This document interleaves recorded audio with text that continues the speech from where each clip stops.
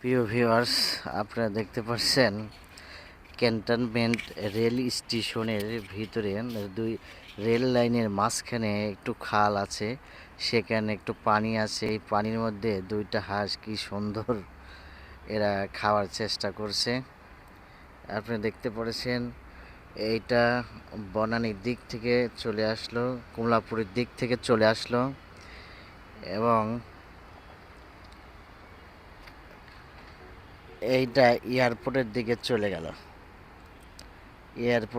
চলে গেল। এই রাস্তাটা, এটা স্টেশন ভবন, এটা উড়াল সেতু। এই রেল লাইনের মাঝখানে এই যে হাঁস দুটা কি সুন্দরভাবে তারা খেলা করছে।